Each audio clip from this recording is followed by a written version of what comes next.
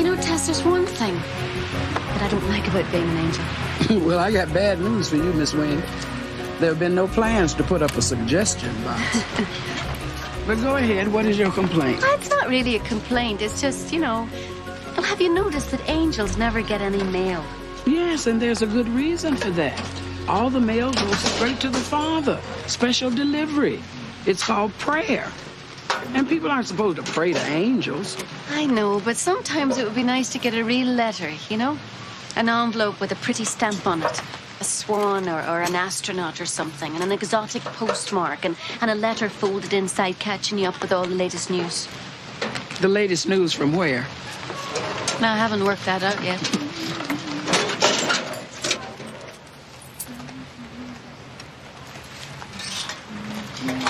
Well, the thing about the latest news, baby, is sometimes it's not good. Morning. Hi.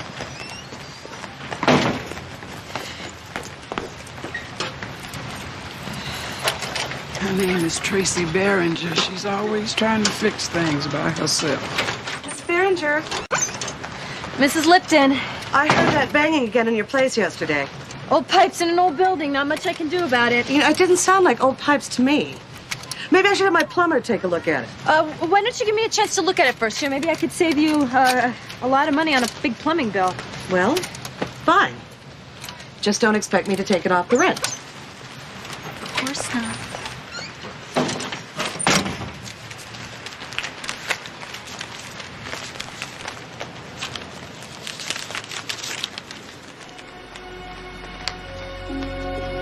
Oh, my God.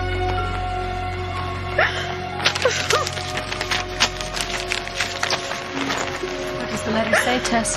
Well, you don't have to read it to tell that it's not good news.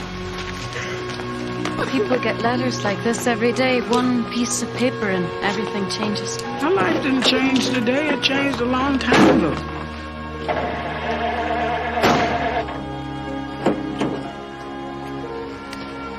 This is a girl that never expected anybody to care enough to help her with her troubles. So her troubles just get worse, and now she's a desperate woman, and desperate women... I just found out some good news. Yeah, I can tell you look really happy. Don, do you know where I could get $20,000 really quick? $20,000 for what? I just found out I got accepted into college, the Rhode Island School of Design. Is that all? I thought it was an emergency or something. It is an emergency. If I don't get them their money in the next few weeks, that's it. That could be the last chance I get. I've just never heard of a college needing that much money up front before. Yeah, well, we've never heard of a college, period. Figure something else out.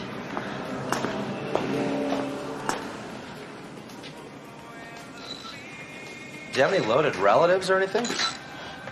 I don't have any relatives at all. Hey, Trace, here you go. They say strippers make a lot of money.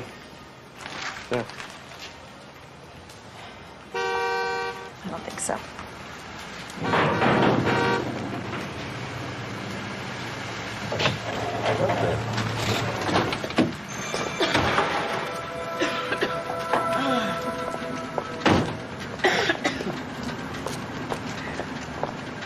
Man, am I glad I found you. I couldn't have made it another block.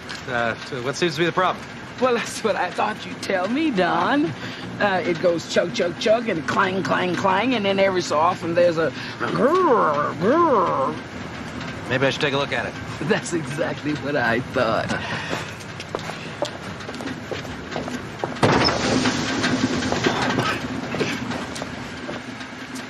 Oh, looky there. Women's Support Center. I know Monica personally. She's wonderful. Oh, no, right here. Miss Colorado State will be crowned next week as women from all over the state compete for $25,000 and a new car. Did I mention that I know Monica personally? You should enter. Got the looks for it. Don't you have work to do? Well, she needs some money fast. She's going to college. College? Dawn, can I take an hour for lunch? Yeah, sure.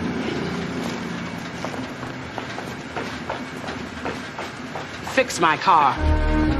Now!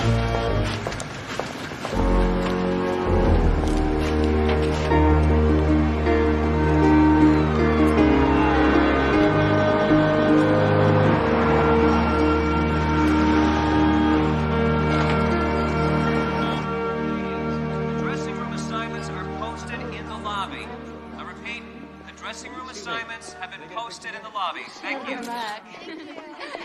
Hi. Ladies, rehearsal schedules are available at the sign-in desk. Rehearsal schedules are available at the sign-in desk. Thank you. Deliveries are in the back. Actually, I want to sign up. Sorry, women only. Is there any kind of law that says I can't sign up? Sponsors luncheon will be held in Continental Row. Sponsors luncheon will be held. Are you single, never married, no children? Yes. 18 to 24. I'm 22. High school graduate? I have a GED, a high school equivalent. Of course you do. Name of your sponsor. Name of the city, corporation, business that sponsors your competition? I don't. Every contestant must be sponsored by a corporation or local business. They pay the entrance fees and expenses, hair, makeup, dresses. Take Chloe, for example. She's Miss Aspen Snowflake, formerly Miss Pioneer, Colorado, and Miss Aspen Downhill. And her sponsor is the First National Bank. So, how do I get a sponsor? Sponsors sponsor winners. Do you have a title? Have you ever won anything? Beside Miss Grease Monkey? I'm sorry I wasted your time.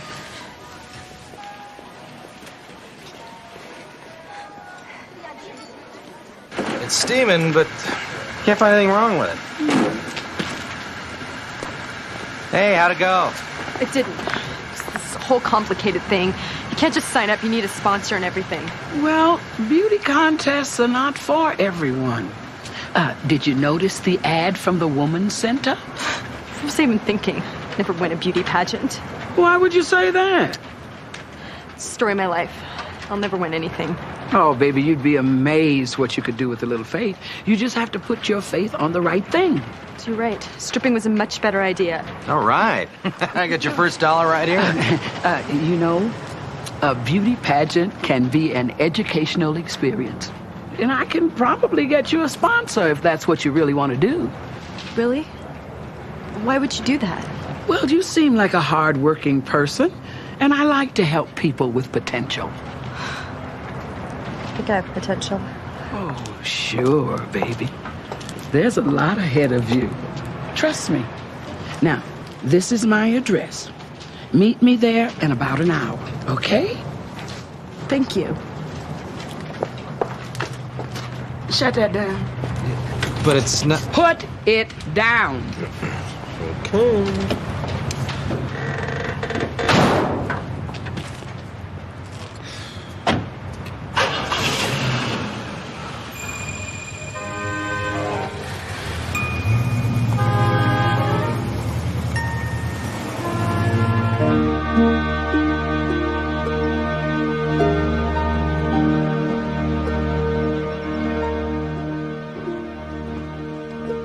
Hello, Tess.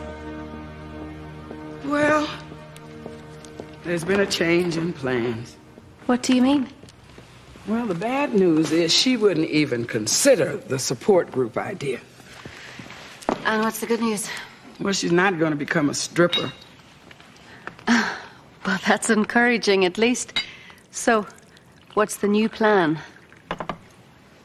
Tracy just keeps making things worse for herself.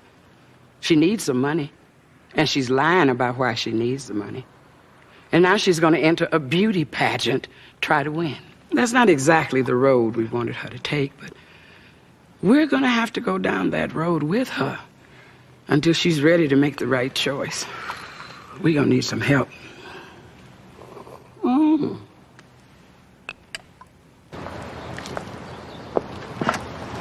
It's looking good, Raphael. Huh? So, what's the scoop with this girl, huh? I don't know exactly. She has a lot of problems, and she's looking in the wrong place for the solutions. Well, I gotta warn you, I don't know much about beauty contests. And Tracy doesn't know much about angels, so just go with the flow.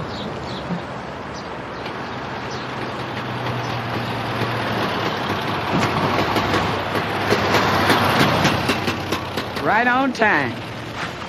And that's a very good sign. So this is it? Welcome, baby. To where? Well, over that hill is Golden, and that way is Boulder. But this little corner of heaven I like to refer to as unincorporated area number 579. And you are its queen. Your sash. Ta-da!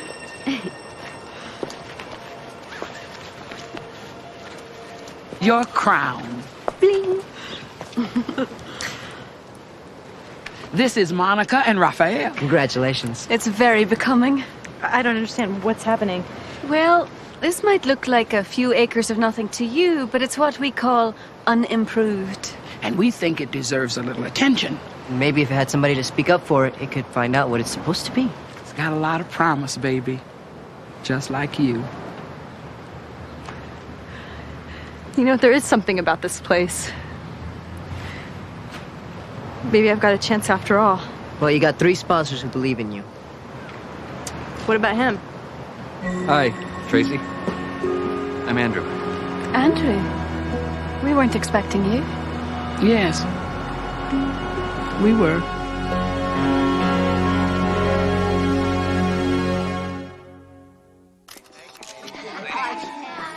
Excuse me. Any luck finding a sponsor? Luck had nothing to do with it. This is our paperwork. She has a sponsor. We have our registration forms filled out. And she has a title.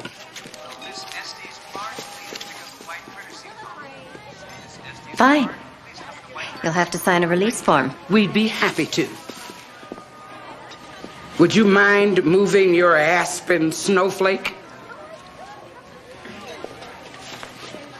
So, what is she using this money for? Anyway? I don't know. Tess knows, but she's not telling. We thought you knew. Me? No. I just got a call that Tess requested me, and here I am. Hello, babies. Ladies and gentlemen, may I present to you Miss Unincorporated Area number 579 and the next Miss Colorado State. Don't worry about it. We'll work on it. Let's sit down and get started, shall we? Now, there are 4 categories and 4 sponsors. Monica? Yes, ma'am. You find the dress for evening wear and get something with an attitude. Attitude? Yes. Raphael. Present. They are going to ask Tracy a question at random about the world. So we need you to prepare her for current events. But be careful, because they might ask a philosophical question about the meaning of life. Well, that sounds like my department. No, baby, we need you to prepare her talent. You do have a talent, don't you, honey? I can rotate tires. You're gonna have to dig real deep, baby. Tess, who's going to teach her how to walk? Well, that's my job, baby. Tess doesn't only talk to talk, she walks to walk. Thanks all. I hope I don't disappoint you. Oh, no, it's late. I gotta go. Laundry. Okay, 3 o'clock tomorrow afternoon, and read these. Okay, thanks. Bye. Bye. Hey, Tess. You really think she can win? Who said this was about winning?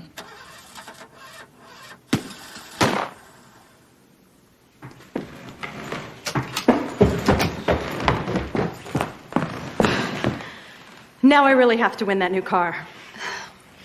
I'll drive you home, Tracy. Thank you.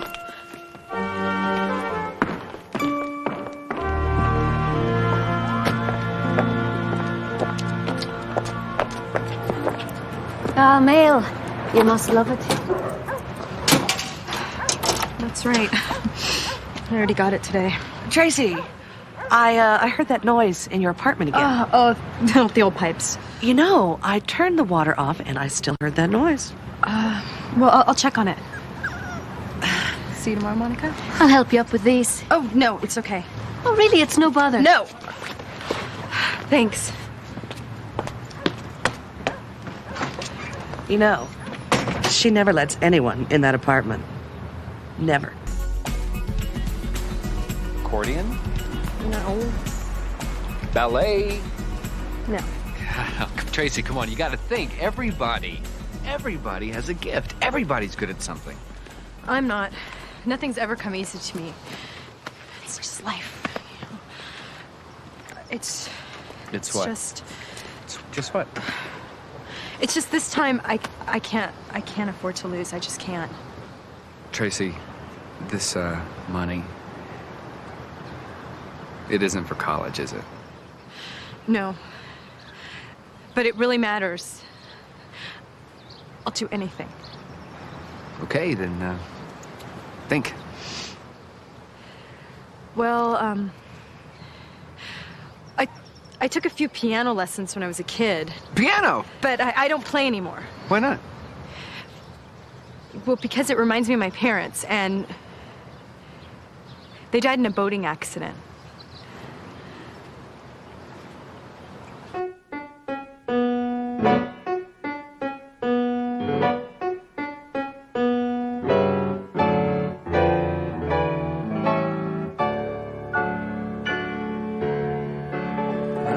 Looks like we found our talent.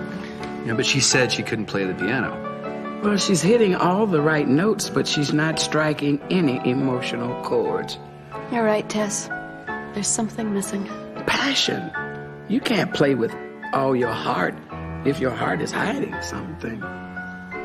Hey, were you there when Tracy's parents died? A boating accident just doesn't ring a bell. I'm gonna go see what I can find out. Thank you, Tracy. Honey, you got a real talent. Really? You think so? Nobody ever told you that before? Well, my parents, but you know, parents always say things they don't mean. This pageant has filled me with a spirit that will always be with me through whatever the future brings. Thank you very much, Ashley. Thank you. That was Ashley Fitzgerald, Miss Telluride. Our next contestant is Tracy Behringer, Miss Unincorporated Area number 579. Hi. Hi. Miss Behringer, tell us what it means to you to represent unincorporated area number 579. Unincorporated area number 579 may seem a little silly to people. I know it did to me at first. But now I believe it's one of the most beautiful places in all of Colorado. Have you ever heard that expression, God's little acre? This is the place they're talking about. And I've found some very good friends there who really care. And I'm proud to represent them and this small but very worthy place in our home state. Very nice. Do you have family that will be coming to the pageant? No, I don't have any family. My parents passed away when I was a child in a plane crash.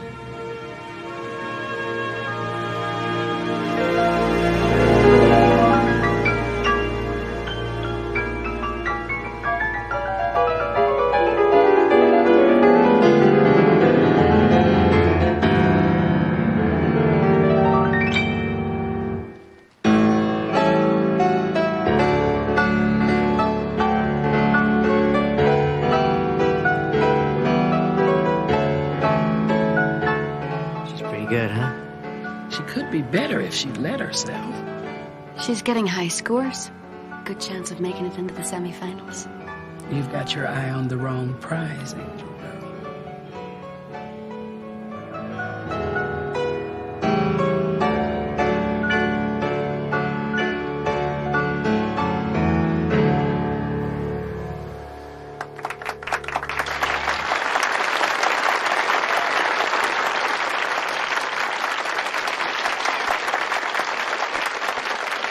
Thank you, Tracy.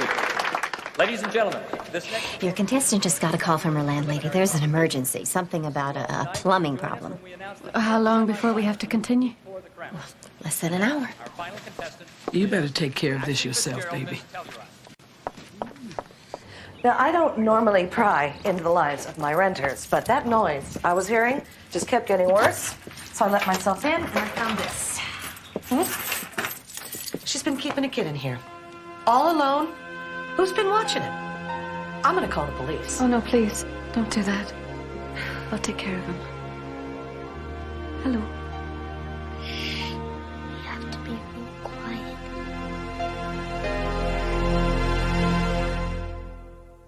Ladies and gentlemen, this afternoon in the preliminary competition, the judges chose 10 semifinalists in this array of talented beauties you see here tonight. Let's hear it for them. May I have the judges' choices, please?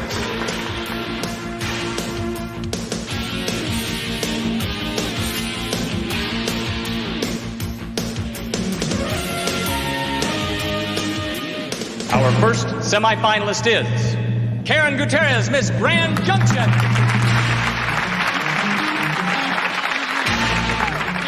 Our second finalist, Robin Burkholz, Miss Twin Lakes.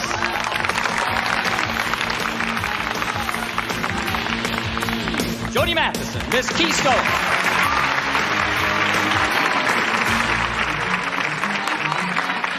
Sean Reinecker, Miss Powderhorn. Orla Ann Brothers, Miss Fort Collins. Missy Valentine, Miss Steamboat Springs. Stephanie Carlton, Miss Silver Creek. Ashley Fitzgerald, Miss Telluride. Chloe Summer, Miss Aspen Snowflake. And our 10th and last finalist is Tracy Berenger, Miss Unincorporated Area number 579. Let's hear it for our semifinalists.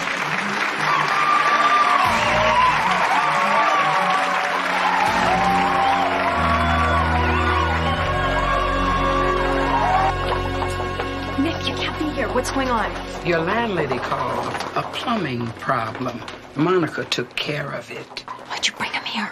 He's too young to be left alone, and Mrs. Lupton was going to call the police. Unincorporated area. You follow Aspen Snowflake? I have to go. Please take care of him. I'll explain later. Do you ever do any babysitting? Well, yeah, sure. It's my favorite job. Let's go up to the audience, kid. Cool. Come on.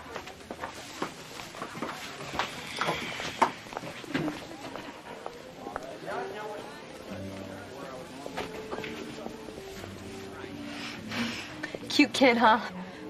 He's my nephew. He likes to hang out with me. I know exactly who that little boy is, and he is not your nephew. He told me he was your son, Tracy. And you've been leaving him home alone, haven't you? Don't you lecture me?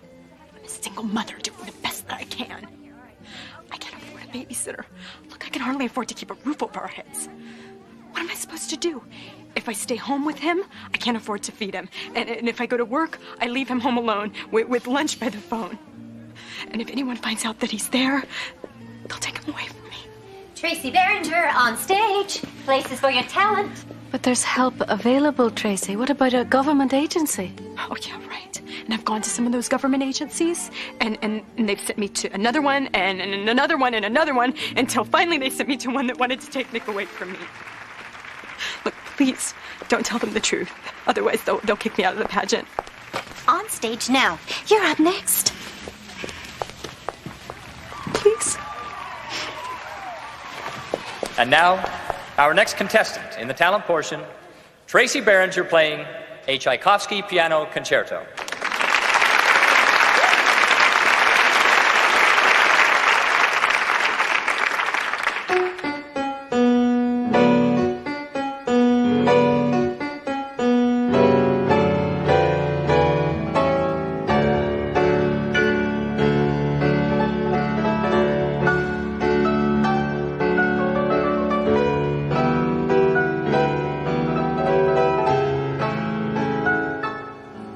Well, one thing I can say, she's finally putting something into it.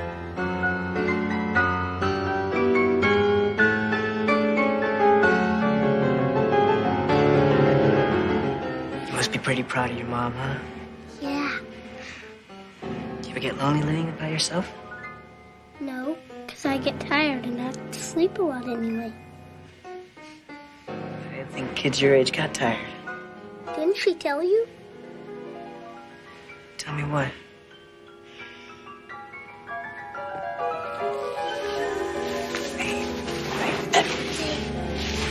You know Andrew? Yeah, because I'm dying.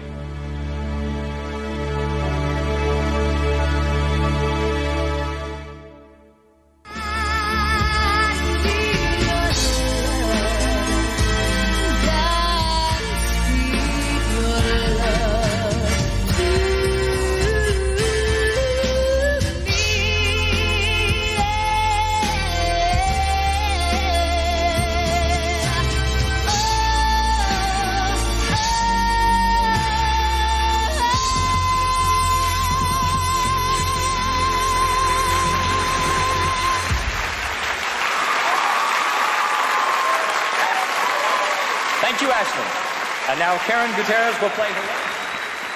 Darling. Yeah, I first met Nick in the ER last year. I've been keeping an eye on him ever since. Why didn't you tell me, Tess? Because that little boy has all kinds of angels looking in on him. And somebody's been praying for a long time for an angel to watch over their little girl. That's our job. Who? Her parents. They're alive. Ladies, if you've already done your talent, you should be getting into your evening gowns.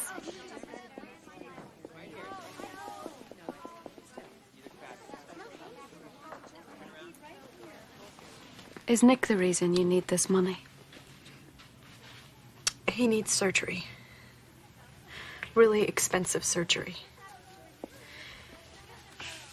He has what you call a large ventricular septal defect, which is a fancy way of saying he's got a hole in his heart. I'm so sorry. I understand that you need to take care of your little boy, but you can't take care of him with lies. Don't throw this morality stuff at me, okay? I've got to take care of my kid any way that I can. If you walk out of here tonight with that $25,000, you're going to spend the rest of your life looking over your shoulder, wondering when the truth will catch up to you. Aren't you tired of running?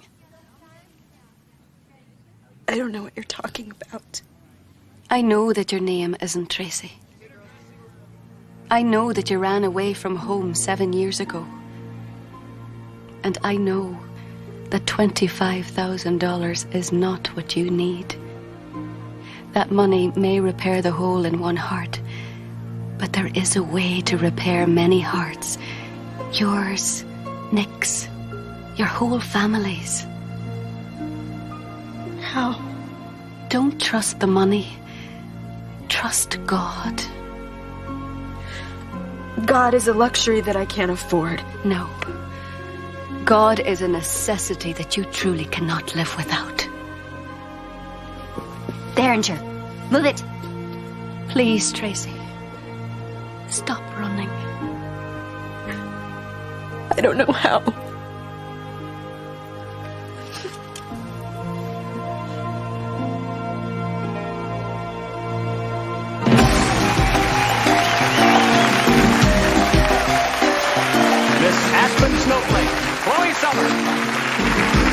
Our final contestant in the evening gown competition is Tracy Berenger, Miss Unincorporated Area number 579.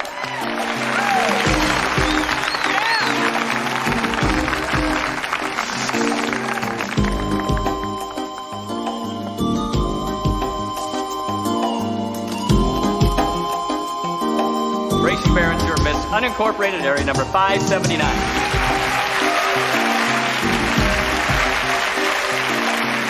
Ladies and gentlemen, let's have a round of applause for our semifinalists.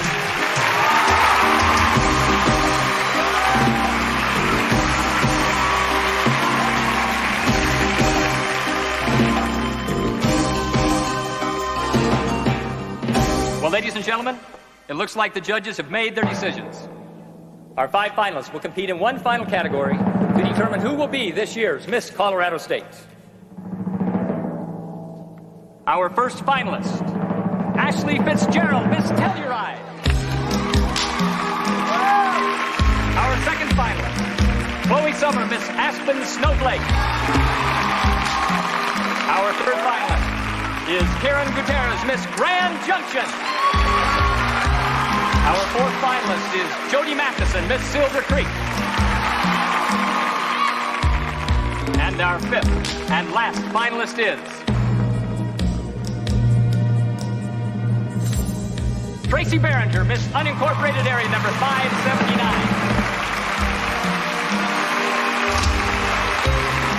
Ladies and gentlemen, our 5 beautiful finalists. Congratulations, ladies. Our final competition to determine the new Miss Colorado State will begin in just a few minutes. Wonderful, wonderful, wonderful. Congratulations, ladies. All right, ladies. You've got 5 minutes to touch up your makeup or to gather your thoughts for the interviews. Good luck. Tess! Monica! Monica, Tess! Where are you? Fine. I'll do it alone. You're not alone, Tracy. You're never alone. What's going on? We're here to bring you a message from your sponsor. What? We're not actually your sponsors. We represent your sponsor. We're angels sent by God. Angels from God? I don't know what to say. I'm scared. What's he gonna do to me? He's gonna keep on loving you like he's always done. God doesn't love me. Oh, yes, he does. He loves you very much. Why would you think that he doesn't? Well, let's see. I got pregnant at 16. I ran away from home. I had to beg, borrow, and steal to keep us alive. I've been a terrible mother and a lousy daughter and not even a very good mechanic. So I think that's reason enough for God to put me on the unlovable list, don't you think? Exactly what do you think it would take to make you lovable, honey? It's too late. I made a mistake. Just one, but it was a big one. And that's all it takes. For what? For God to give up on you? One mistake didn't bring you here, Tracy. It's all the lies that happened afterward. And you got lost in all those lies. When you played the piano tonight, for the first time since we've known you, you did something truthful, honest. Didn't you feel that? It's almost perfect. Almost. But it wasn't. Perfect is perfect, always. Every moment, every day. Human beings can never be that. Everyone makes mistakes, Tracy. And God understands that.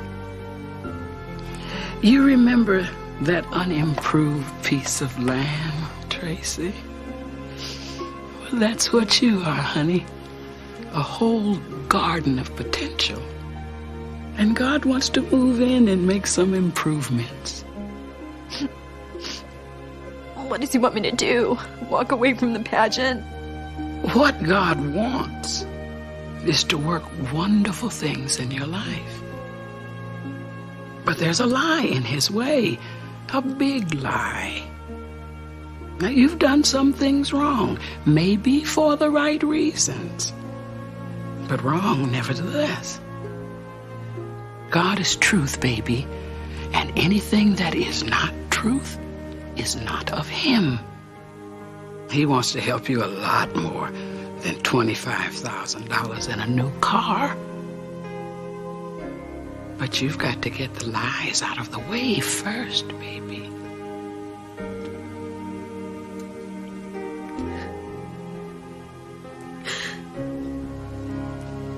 I never told my parents about Nick because I was afraid that if I told them, then they wouldn't love me in the same way. God has always known about Nick, and it has not changed how much he loves you. And whatever you decide to do tonight, he will still love you. Just as much. Just the same. The only thing that will be different, Tracy, is that you will never know how much he loves you until you let him show you. And that is going to take faith.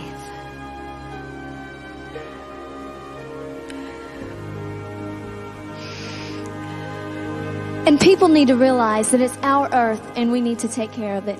Thank you. Thank you, Ashley Fitzgerald, Miss Telluride. Next is Tracy Behringer, Miss Unincorporated Area number 579.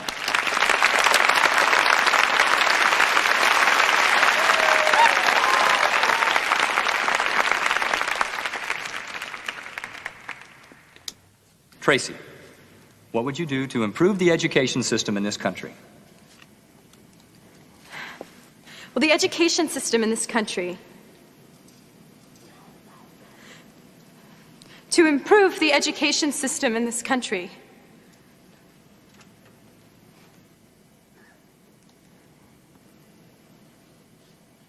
the education system in this country is not perfect. And what I realized tonight is that nothing is. Well, nothing except for God's love. I've always strived to be perfect. And not because I needed to be, but because I was scared not to be. I thought that perfection was the only way that I could get love. And I thought that it didn't matter what the truth was, as long as it looked and it sounded right. I was wrong. The truth does matter. And a lie is a lie, even if it's told for the right reasons. And the truth is that I'm an unwed mother. And that's my son, Nick, right there. Nick was born with a hole in his heart. And he needs an operation. And I thought that the prize money from this crown could pay for it. But nothing good comes from a lie. And this boy deserves nothing but goodness. Tomorrow, I won't be Miss Colorado State, but I will be Nick's mom. And there's no better title that I could imagine. Come here.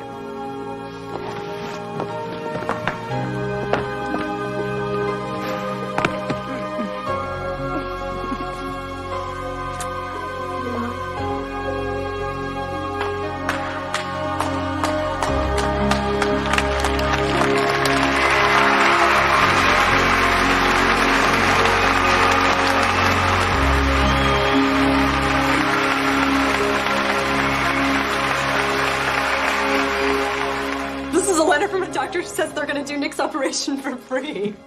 Dear Nick, tell your mom to hang in there. We're praying for you. God speaks to every heart. Looks like a few of them were listening. Here's $25 more. I can't believe this. Well, now this one doesn't have any money in it at all, but it's the most valuable. It's addressed to Sarah Cummings. That's me. That's my real name.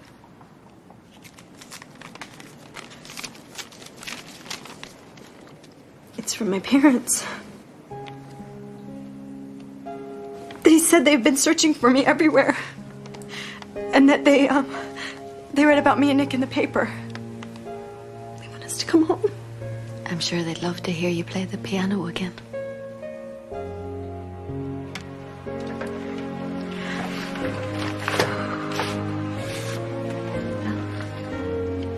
Go on.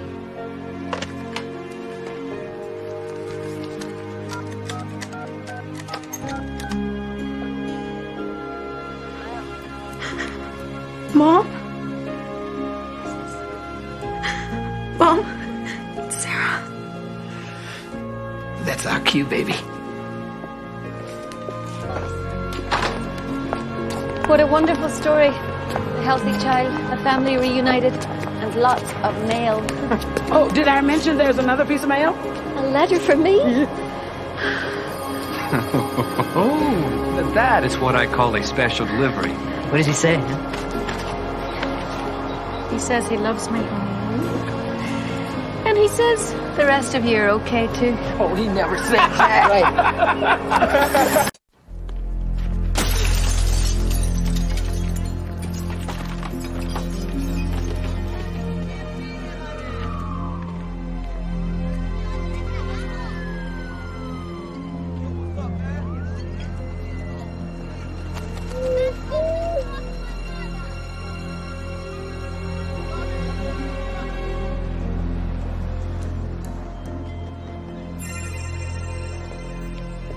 This used to be a neighborhood, a place for families, where the children were safe. They used to play stickball right down there. And they trade baseball cards, and they used to shoot marbles. Used to be a church on that corner, and a synagogue on that corner. So what happened, Tess? You hear that sound? Around here, that's a lullaby. And they don't shoot marbles no more. They shoot bullets. It didn't used to be like that. Times were hard, but the children still had a chance. This roof used to be where one little boy used to come and dream of finding a way out. New York City looks beautiful from up here. Now that same little boy has a fancy apartment off Central Park. He made a bundle in real estate. Now he owns this building and a lot more just like it. So he became a success? Well, that depends on what you mean when you say success. Jacob Weiss, you've been cited numerous times for serious code violations. Failure to provide proper heat, plumbing, and electricity. Is there any reason why I shouldn't throw the book at you? He's a slumlord. Yeah. Quiet, please. Your Honor, I grew up in that building. My father owned it. And he wasn't a rich man. He wasn't a slumlord. He was a cantor at the local synagogue. And his tenants respected him. Because in those days, people weren't lazy, living off welfare. In those days, Brooklyn was different. He means it was white. He means it was Jewish. This isn't about race or religion. It's about the right to decent housing. Your Honor, I'm not on welfare. And my husband works hard. Right now, he's in the hospital. He got burned real bad when a fire broke out in our kitchen because this man wouldn't fix the wiring. But if he was living there, he'd fix it. Mr. Weiss, this young man makes an excellent point. Perhaps you need some encouragement.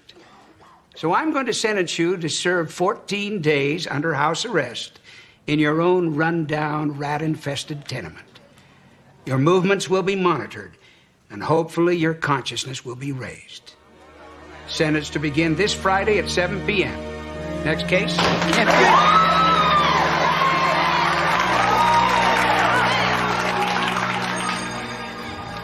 He doesn't look like a slumlord. Well, maybe not on the outside, but inside his heart is just as run down as that building and just as close to falling apart. You find us a loophole. No, don't. Put me on hold.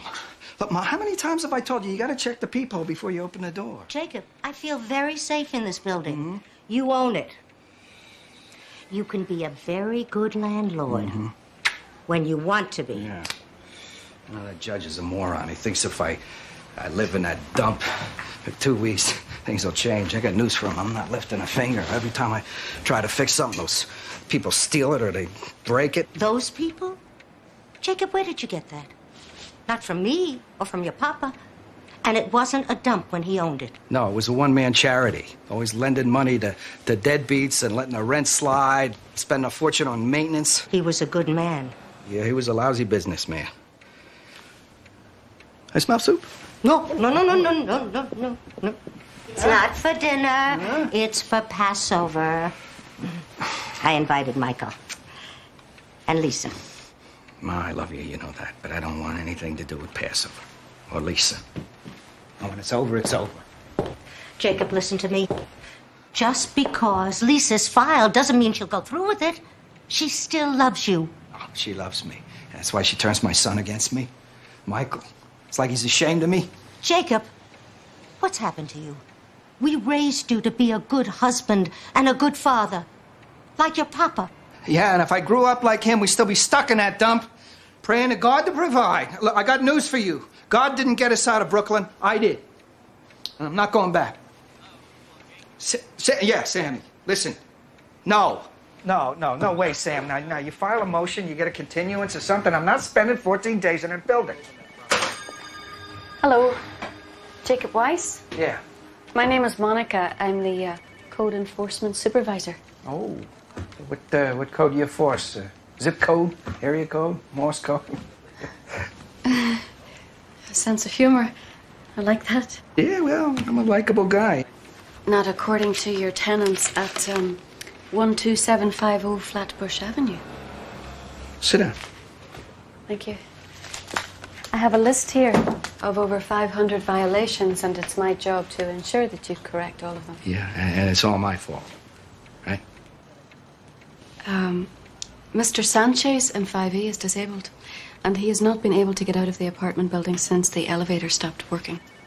Yeah, well, the last time they sent a repair truck there, it got broken into. Now, can I help it if they don't want to come back? How about Yvette Washington? She was bitten by a rat. Yeah, well, maybe she should get off a button and set some rat traps. She's 2 years of age. She was bitten in her crib. You know, Mr. Weiss, our records show that your father was a wonderful landlord. Heart of gold. Yeah, far be it from him to throw it at anybody who didn't pay the rent. That's why the building was mortgaged up the wazoo. And when he died, he left us holding the bag. I was 13. I'm sorry, I didn't know that. Yeah. Well, I learned about money at an early age. So, what's it going to take to get you off my back? I'll make this out to cash. You can just give me a number. You don't know who you're dealing with, but I'll give you an opportunity to put that away. Michael, it's my son. Michael, this is Monica. She was just leaving. See you in Brooklyn, Mr. Weiss. Don't hold your breath. Trying to nail your old man, but I won't go down without a fight. Yeah. I read all about it. So, think I'm a bad person? Ashamed of your old man? Should be glad that you have a father. When I was your age... I know. Grandpa died. That's always your excuse. It's not an excuse. It's the sad truth. I was head of the family at 13. Then be head of the family now. Come to Passover at Grandma's. Dad, it would really mean a lot to her. And to Mom. Mike, you know, your mother, me, Passover, it's not a good combination. Well, if you change your mind, it's Friday night Friday night? at sundown. Wait a second. I might be able to swing something. This better be good. I'll give you 30 seconds, Mr. Weiss. Go. Thank you, Your Honor. This Friday at sundown is Passover. It's one of the holiest days in the life of a Jew. And it's where we celebrate our deliverance from slavery in Egypt. And it's not fair to be locking me up when I should be home celebrating freedom with my family. That's very interesting, Mr. Weiss. Because I'm Jewish, too. But then you know. In fact, I belong to the same synagogue as you do. I've seen your wife there and your son, but I've never seen you. Sentence stands. You're fired. Fired? Jake? Jake? That Jake is always firing somebody, pushing them away. He's what you might call an equal opportunity offender. He offends the people he hates, and he offends the people he loves. Every time I see the Sabbath candles, it feels as though Papa's in the room. Jacob, you're going to wear a hole in that carpet. Yeah, well, excuse me for not getting into the spirit of Passover here, but they're coming to get me any minute. And my lawyer hasn't called. I thought you fired your lawyer. Well, I got a new one. Save us the police. Not the people. It's just the Wallachs. Why'd you invite the Wallachs? They're not Jewish. Everyone's welcome at Passover. You know that. The Wallachs. Hello, everyone. Happy Passover, Elaine. We brought you some wine. Oh. It's kosher, right? Perfect. Welcome. Come on in. Hello, Scott. Hello, Elaine. Ooh, look how nice you all look. Now, you remember my son, Jacob. Jacob? Hi. Their coats. Here. There. Have you ever been to a Seder before? No? Well, it's a very special dinner. Celebration. Like Thanksgiving? Yes. Yes, there certainly is a lot to be thankful for. Oh, excuse me. Excuse me. What? It's Michael and Lisa. Hey, you guys. Come on in. Hi, Grandma. Jacob, look who's here. Hi, Dad. Hi, Michael. Lisa. Jake. I'll go help Grandma.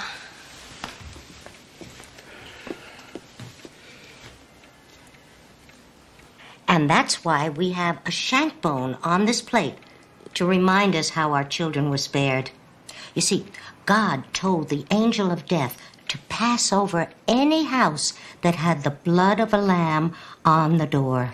That's gross. Oh, no, it's beautiful. Our ancestors had to trust God that everything would be all right. Excuse me.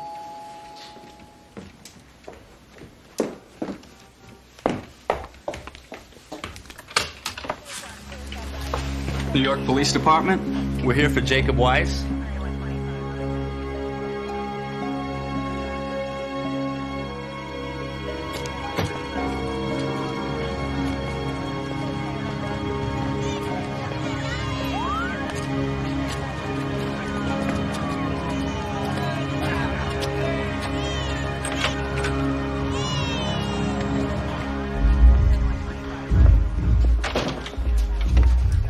Just fix that. Welcome to the neighborhood, Mr. Weiss.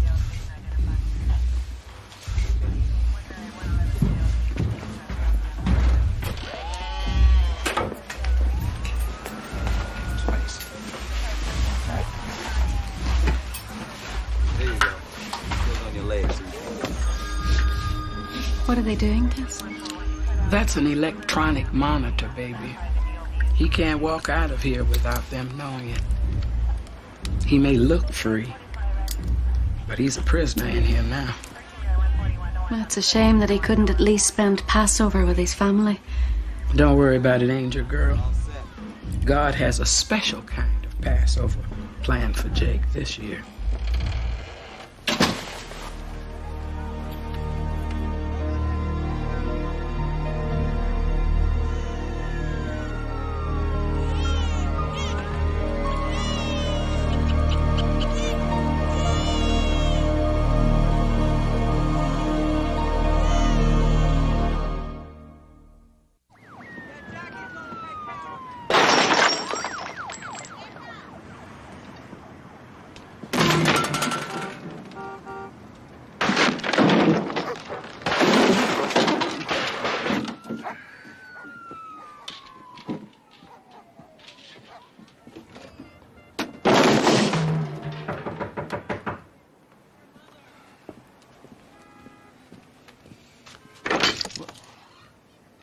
You're gonna have to fix that door. What do you want? You can call me Officer Tess. This is a lovely place you have here. Well, you people really enjoy being smug, don't you? Which you people do you mean, Mr. Wise? Oh, excuse me. The cockroaches and I didn't get a lot of sleep last night. We had a baby crying next door. The thing is itching me to death. Uh-huh. Well, you better leave that thing alone, because it's a very sensitive instrument. And if you go beyond 100 feet out of this building, or if you tamper with it in any way, it will send an electrical signal straight to the police department, where you are being monitored by yours truly. Any questions? Yeah, how do I take a bath in this thing? If I was you, I wouldn't. What am I supposed to starve to death? You're allowed to shop between noon and 1 o'clock, not 1 minute longer. Any other questions? Good. Hey! Hey, shut up in there!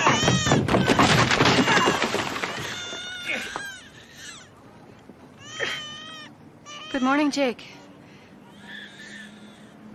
I see you already know about the substandard ceiling.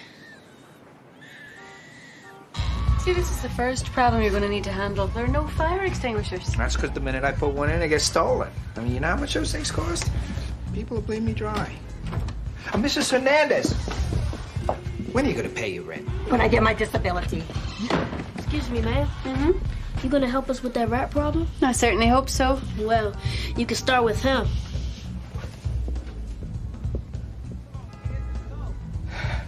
Look, the neighborhood's full of punks like him. That's the problem around here. Maybe not, Mr. Wise. Maybe it's people who don't care about punks like him or the conditions that they grow up in. Monica, if I tried to help everybody, I would end up like my father, in debt up to here, unable to support my own family any better than the rest of these losers here. Now, I'm telling you, you want to solve this problem, you get rid of the deadbeat tenants. Now, they never move out. You can't get them out.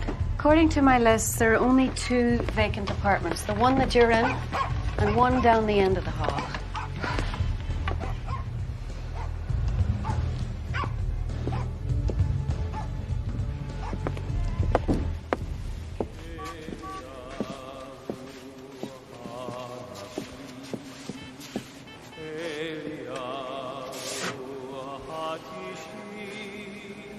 Jake, are you all right?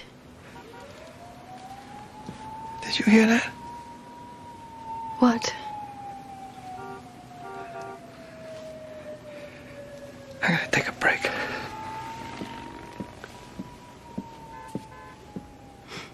Tess, what's wrong? What's wrong is Jake is beginning to remember what's right.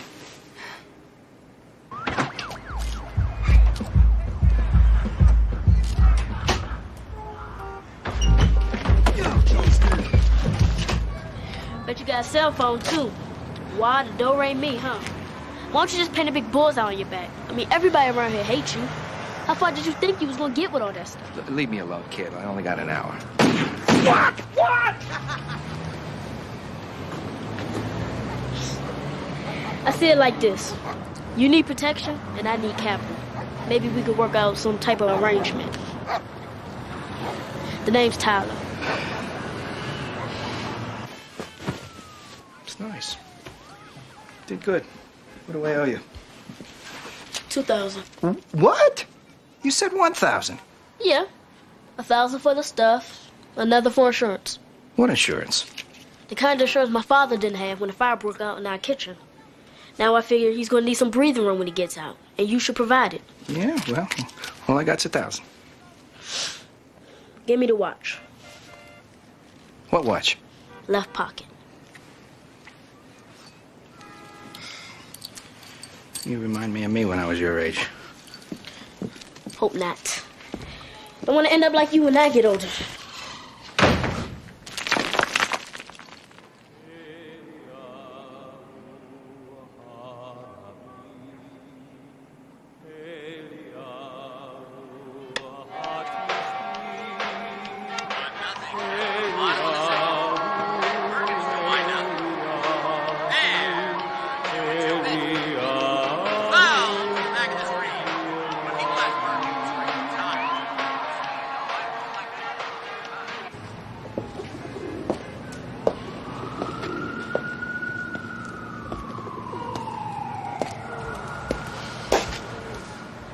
Be my spot. Mind if I join you? It's your building. I want to move out there someday. Get my family out of this place. Yeah, I got my family out. Don't seem to appreciate it. Especially my son. You got a son? Yeah. Michael. We don't communicate very well. Well, you got a cell phone. Why don't you use it?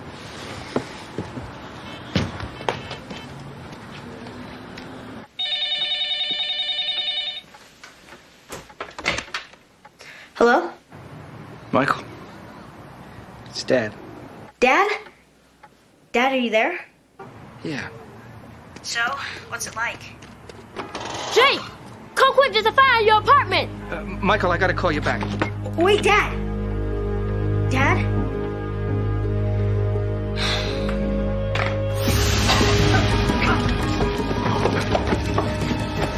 Extinguisher! I need a fire extinguisher! We've needed one for a long time!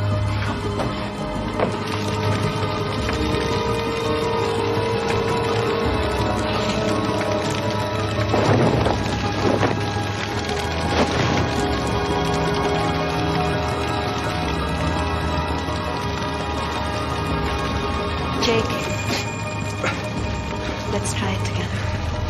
1, 2, 3.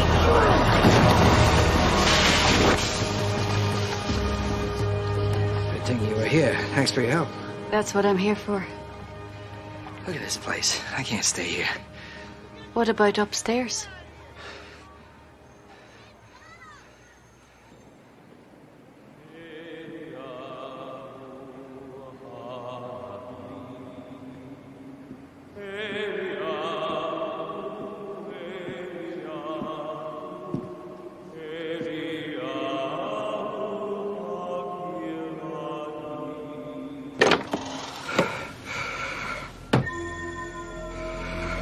Oh, God.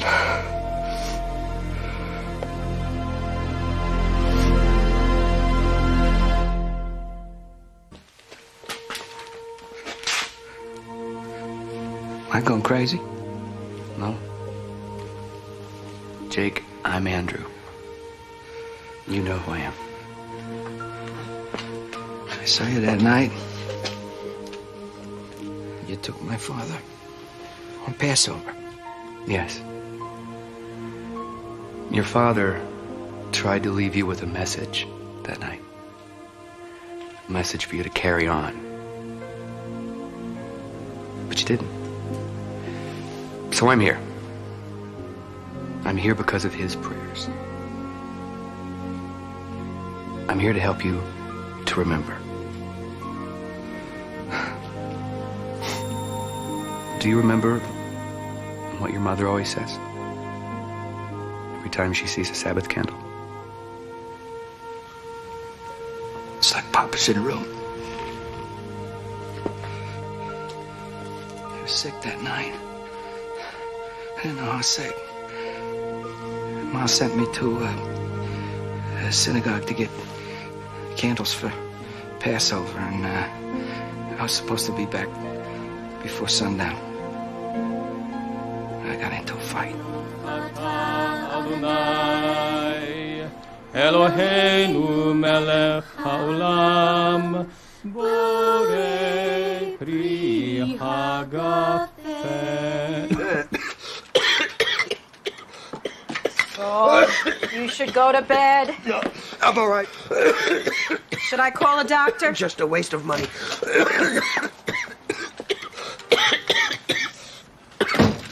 Jacob, you ruined your suit. Your brand new suit. I'm sorry, Ma. The candles are broken. Jacob, come here.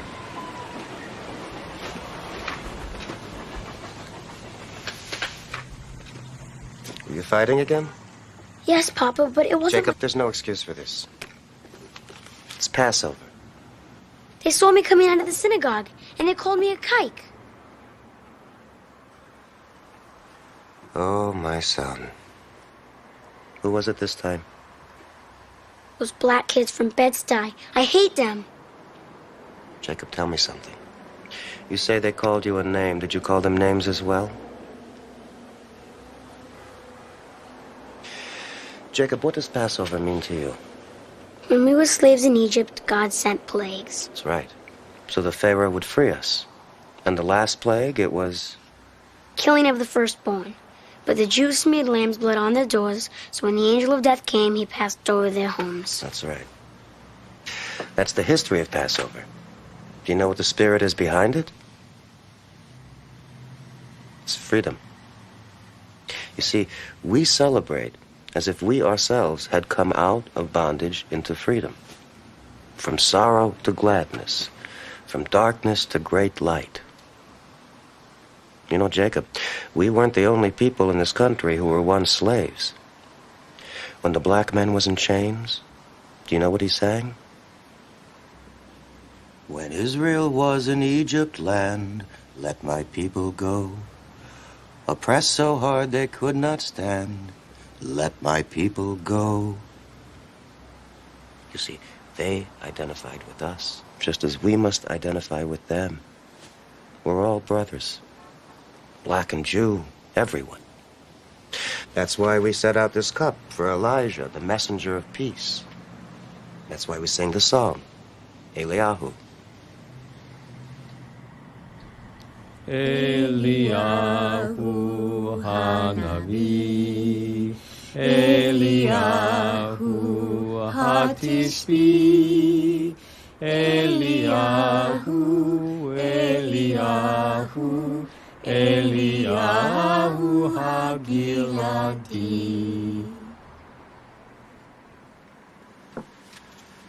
Jacob, what's the matter? Why aren't you singing? Because I don't believe in Elijah, Papa. All this freedom you keep talking about. Freedom is for rich people, and we don't even have enough money to pay for a doctor. Jacob, we are rich in our faith. But you give it away, and there's nothing left for us. That's not true, son. God has always provided for us. What is the prayer we say every day?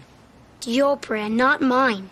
You shall love the Lord your God with all your heart, with all your soul, and with all your might. Teach these words to your children. Write them upon the doorposts of your house.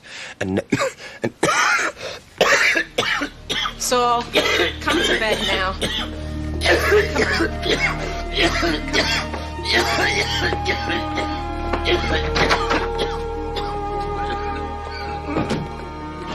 Jacob, get the doctor quick. Your father just passed out.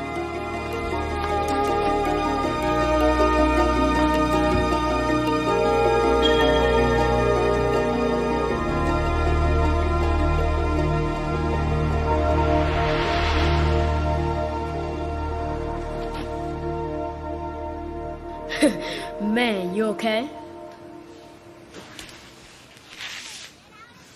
Where is he? What's going on here? Must have had a bad dream. I gotta get out of here. Look, you know anyone that can remove that without setting it off? I could do some checking around, but it's gonna cost you. How much? Another 1,000. All right, I gotta make some phone calls, but I'll have it by tonight.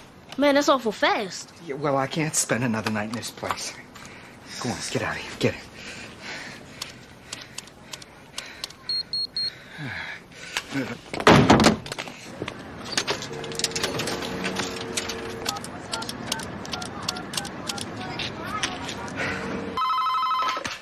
Hello? Yeah, Lisa, thank God you're there. Jake? Yeah, listen, I gotta talk fast. I gotta be back by 1, and my cell phone is dead. I'm on my last quarter on the payphone. Now listen, I need some money. $1,000. Is that why you called? Because you need $1,000? Look, please, you don't understand. No, Jake. That's the problem. I do understand, and I'm tired of understanding. Look, is Michael there? Just put him on the phone. No. No, Jake, you can't speak to your son. Not until you figure out what it means to be a father. What do you got a problem? You're next.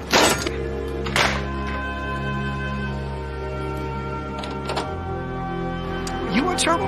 I'll give you some trouble. Excuse me, gentlemen. I hate to pull you away from your friend, but it's time to go back inside. Now. Now.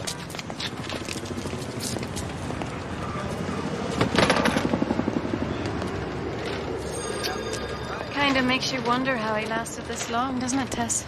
Every word out of that man's mouth is an invitation for trouble. One of these days, somebody's gonna take him up on it.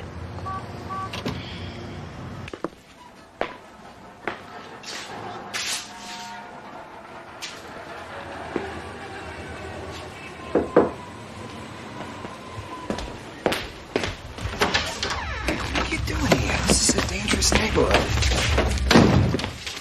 I heard Mom on the phone with you. So I brought you the money. $1,000. Where'd you get this? It's my bar mitzvah money. I thought you were going to save that. I know, but if you really need it, you're going to use it to help these people, right? What? Dad? Yeah. He's downstairs. All right, I'll be right down. Hurry up. Look, Michael, I gotta go. I'll be right back. You're going to use this money for something bad, aren't you?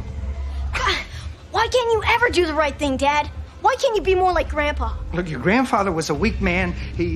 People walked all over him. He died without a penny to his name. Is that what you want to be like? I'd rather be poor and live like Grandpa than be rich and live like you. But some things you just don't understand. Look, just give me the money. Listen, give me the money. Just wait here. I'll be right back.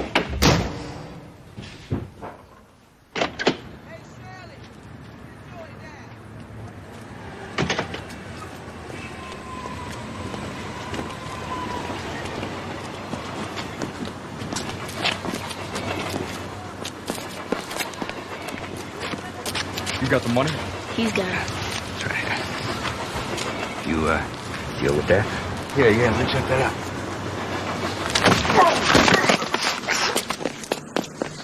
Set me up. Look, man, I didn't know about this, honest. Dad? Wait a minute. Dad? Look out! Get back in the building!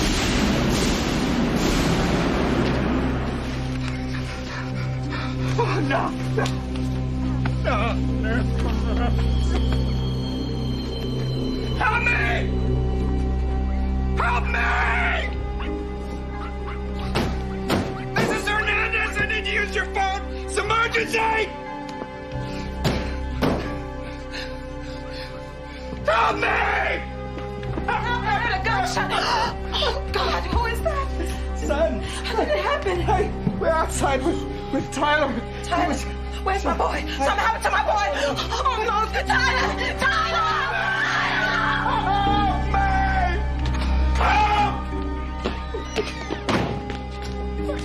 What do I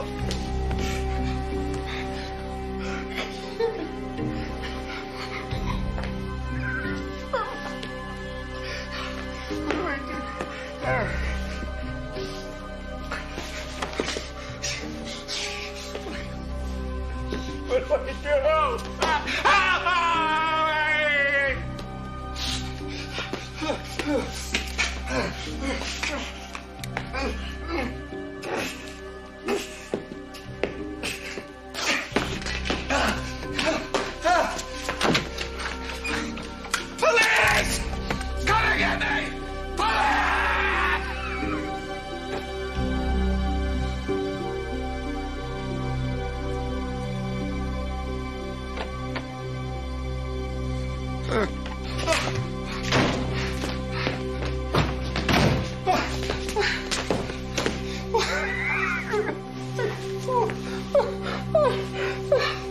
Why did you come here? Why did you bring me that money? He came because he loves you. He was willing to make a sacrifice. My son has been shot. Yes, I know. We gotta get him to the hospital. He's bleeding to death. You got a car? Phone! Listen to me, Jake. There's no hospital close enough, no car fast enough, no phone capable of making the call that you need. All you can do right now is to put your son in God's hands. God? That's right. I am an angel. I have been sent here by God. God wants me to stay. He wants you to know that he loves you. Tell him I hate him. Ah, Jake. Hate is not going to help your son. In fact, hate is the reason why he's lying here bleeding his life away. God's gonna take my son, isn't he? It's like he took my father in this room. On Passover, when the angel of death is supposed to pass over the children of Israel, and he didn't pass over us. Your father was a good man. He was good and weak. All those prayers, all that charity. It takes strength to humble yourself before God. The kind of strength that your father had. What are you talking about? He's dying! No one will help me! Do you think if your father knocked on all these doors, the neighbors would turn their backs on him? He would have reaped what he sowed, just as you are now reaping what you have sown. Jake, you have nowhere else to turn. Nowhere except to God. What do I do? Tell me what to do. Do what your father would have done. Do what the children of Israel did. Trust in God. Do you remember what your father always said to you? The last words he uttered. You shall love the Lord your God with all your heart, with all your soul, and with all your might. Teach these words to your children. Write them upon the doorposts of your house. I shall love the Lord thy God with all thy heart and all thy soul and all thy might. Teach these words to your children.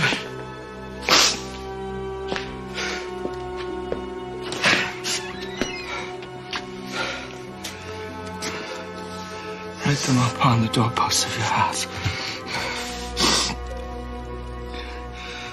You saved the children of Israel. Please, God, save my son.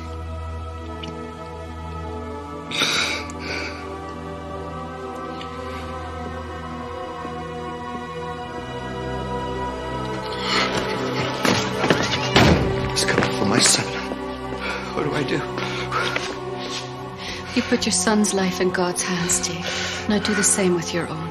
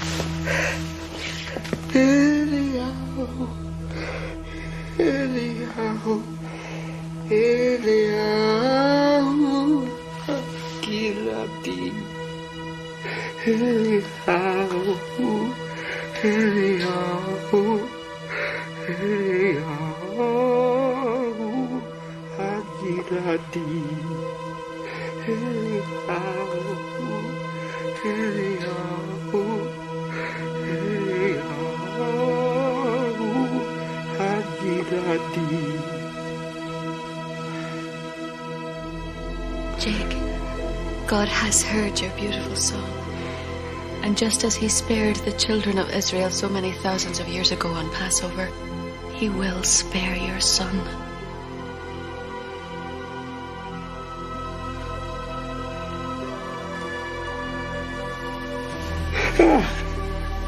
I love you.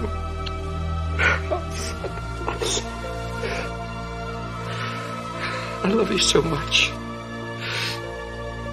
I'm gonna change. I don't know how, but I'm gonna try. So help me, God. He will. He has. Israel was in Egypt land, let my people go. Oppressed so hard they could not stand, let my people go. We need not always weep and mourn, let my people go. Come on, baby. Everything is going to be all right.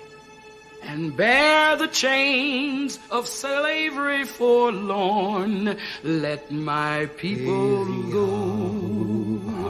go down.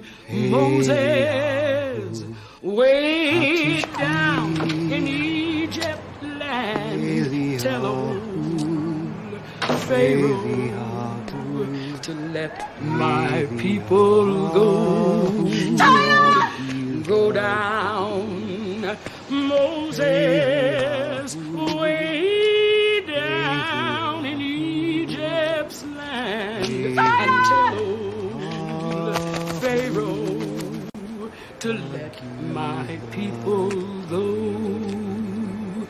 Go down, Moses, way down in Egypt's land, and tell old Pharaoh to let my people go. Go down, Moses, way down in Egypt land, and tell old Pharaoh to let my people go down, Moses, way down in Egypt's land, and tell old Pharaoh to let my people go.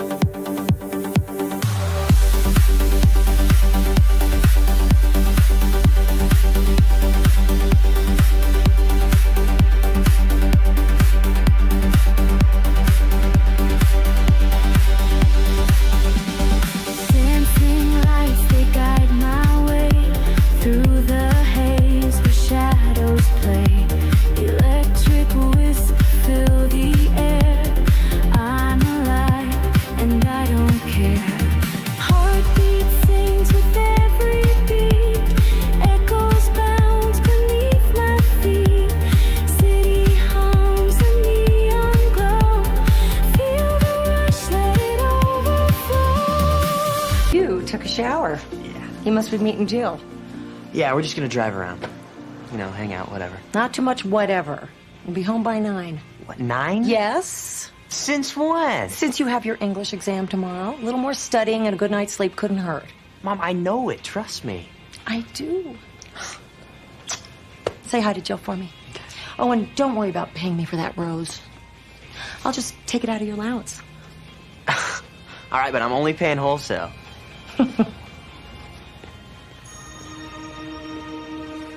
Greg and his mother certainly seem to have a wonderful relationship. That they do, Angel Girl. They tell each other everything. But that's about to change. flashback to the 70s is totally embarrassing. When I volunteered for the dance committee, I wanted it to make it romantic, like a night in Paris or something. But for us. But I got outvoted. Hey. Disco? Roller derby? Satin jackets? Come on, we'll have a good time. I know. But it's not what I dreamed of. I wanted it to be romantic.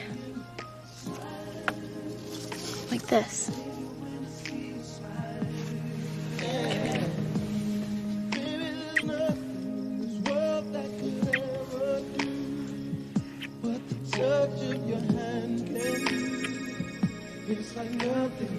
Isn't first love exciting, Tess? New feelings, new emotions, getting caught up in the passion of it all. It seems to me there's enough passion going on up there already. You want to get in the back? Greg, I thought we agreed not until our wedding night. I know. 2 years, 1 month, and 5 days. Come on. It'll be so worth it. So when do we get to tell our parents what we're doing? 2 years, 1 month, and 6 days. Why don't they want to tell their parents their plans, Tess? The dreams that parents have for teenagers and the dreams that teenagers have for themselves are almost never the same dream. It seems so sad. Well, that's life, baby. Teenagers think that their parents are just trying to keep them from having fun. And almost always, the parents trying to keep their children from having broken hearts. Gonna be a lot of broken hearts on this assignment, baby.